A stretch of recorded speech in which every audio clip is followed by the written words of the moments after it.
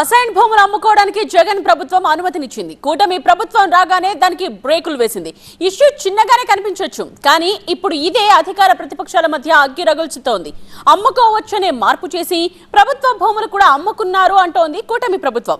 అలాంటి ఆస్కారమే లేదంటోంది ప్రతిపక్షం. ఎంతకీ ఫ్రీ హోల్డ్ రిజిస్ట్రేషన్ల తాత్కాలిక నిలిపివేతకు కారణమేంటి? ఏపీలో అసైన్డ్ భూములపై రాజకీయ రచ్చ. ఫ్రీ హోల్డ్ రిజిస్ట్రేషన్లపై 3 నెలల బ్రేక్. ఎస్సీ ఎస్టీలపై కక్ష సాధింపులేనని వైసీపీ. పేదలకు న్యాయం చేసేందుకేనన్న కూటమి. పేదలకు ఇచ్చిన అసైన్డ్ భూములపై యాజమాన్య హక్కులు కల్పించింది అప్పటి జగన్ ప్రభుత్వం. అంటే ఫ్రీ హోల్డ్ ఇచ్చేశారన్నమాట. ఏదైనా అత్యవసర సమయంలో అసైన్ భూములు అమ్ముకోవడానికి అనుమతి ఇవ్వడం అన్నమాట. నిజానికి అసైన్ భూములున్న పేదల విషయంలో ఇది మంచి నిర్ణయమే. కానీ సరిగ్గా ఈ ఫ్రీ హోల్డ్ పాయింట్ దగ్గరే భారీ కుంభకోణం జరిగిందంటోంది కూటమి ప్రభుత్వం. చాలా చోట్ల ప్రభుత్వ భూములను కూడా నిషేధిత జాబితా నుంచి తొలగించి వాటిని ఫ్రీ హోల్డ్ చేశారంటోంది ప్రస్తుత ప్రభుత్వం. అసైన్డ్ చట్టానికి సవరణ వస్తుందని వైసీపీ నేతలకు ముందే తెలుసు కాబట్టి ఒరిజినల్ అసైనీల నుంచి ముందుగానే అతి తక్కువ ధరలకే భూములను కొనేశారంటోంది. జగన్ ప్రభుత్వంలో వైసీపీ నేతలు కుట్రపూరితంగా ఎస్సీ ఎస్టీ అసైన్ భూములను చౌకగా కొట్టేశారని ఆరోపించారు మంత్రి అనగాని సత్యప్రసాద్. చివరికి ప్రజా అవసరాల కోసం ఉంచిన ప్రభుత్వ భూములను సైతం ఫ్రీ హోల్డింగ్ చేసి రిజిస్ట్రేషన్లు చేశారని చెప్తున్నారు.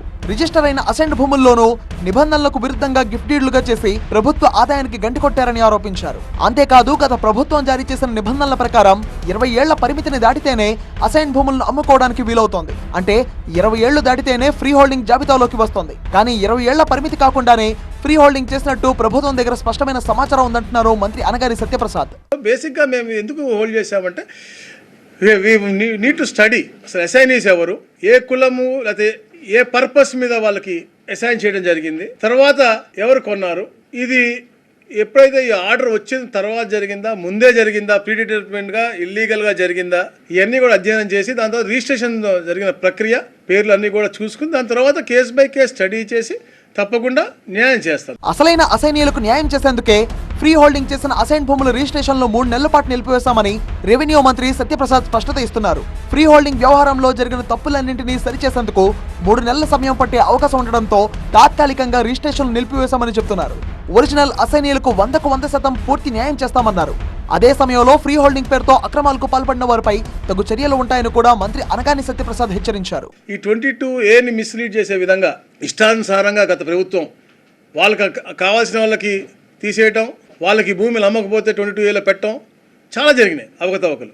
అవన్నీ కూడా క్రమబద్ధీకరణ చేయాలి అంటే క్షేత్రస్థాయిలో పూర్తిగా అధ్యయనం చేసి కేస్ బై కేస్ స్టడీ చేసి ప్రజలకు మేలుపడే విధంగా ఈ యొక్క కార్యక్రమం ముందు తీసుకెళ్లాలని లక్ష్యంతో 3 నెలల సుదీర్ఘమైనటువంటి కార్యక్రమం పెట్టి. కానీ వైసీపీ మాత్రం ఫ్రీ హోల్డింగ్ రిజిస్ట్రేషన్లు నిలిపివేయడం ఎస్సీ ఎస్టీలపై కక్ష సాధింపు చర్య అని విమర్శిస్తోంది.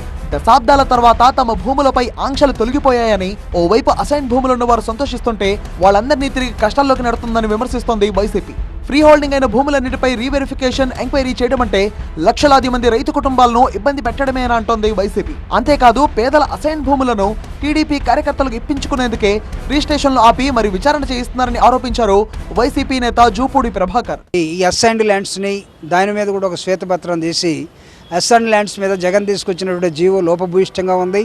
ఈ జీవో చాలామంది అసైన్డ్ ల్యాండ్స్ అన్ని కూడా కొట్టేశారని చెప్పి దాని మీద రిజిస్ట్రేషన్ జరగడానికి వీల్లేదు, జరిగిన రిజిస్ట్రేషన్ కూడా ఆపేసానని చెప్పి ఒక దుర్మార్గమైనటువంటి జీవో ఒక దాన్ని తీసుకురావడం జరిగింది. తెలుగుదేశం పార్టీ కానీ మిత్రపక్షాలు కానీ ఈరోజు దీని మీద ఎవరు మాట్లాడకుండా ఆ భూమిని మళ్ళా తెలుగుదేశం కార్యకర్తలు కొట్టేసే మార్గంలో చేస్తున్నటువంటి ఈ కార్యక్రమాలని వైఎస్ఆర్ కాంగ్రెస్ పార్టీ తీవ్రంగా ఖండిస్తూ 50 సంవత్సరాల తర్వాత దాన్ని అమ్ముకునే హక్కుని ఒక ప్రభుత్వం కల్పిస్తే ఆ హక్కును కూడా తీసేసి మళ్ళీ ఇంకో ప్రభుత్వం వచ్చేస్తే ఇది ఎలాంటి ప్రభుత్వం అని అనుకోవాలి.